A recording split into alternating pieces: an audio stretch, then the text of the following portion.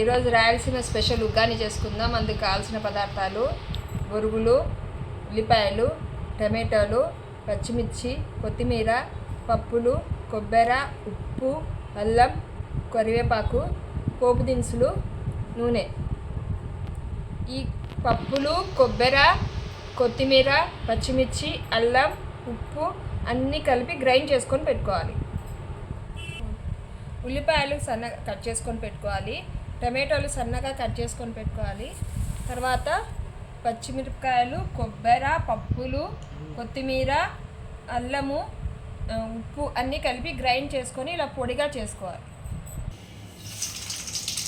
ఆవాలు, జీలకర్ర చిక్కుపోతున్నాక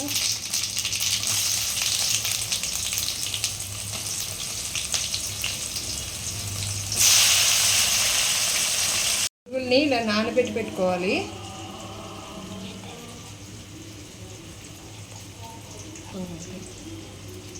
బొరుగుల్ని ఇలా మెత్తగా అయ్యేంత వరకు నానబెట్టుకొని పెట్టుకోవాలి. బొరుగులు నంద్యాల బొరుగులు అయితే ఇలా కొంచెం ఎక్కువసేపు నానబెట్టుకోవాలి. వేరే ఏ బొరుగులైనా వెంటనే నానబెట్టి వేసేయచ్చు.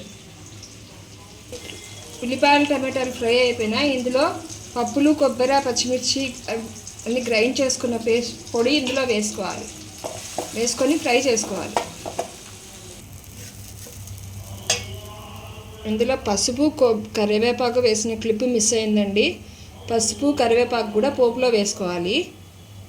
ఇప్పుడు నానబెట్టిన బొరుగుల్ని పిండి ఇందులో వేసుకోవాలి.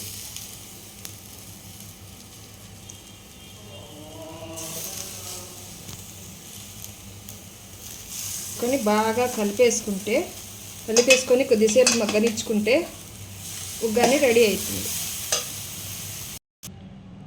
ఉగ్గాని రెడీ.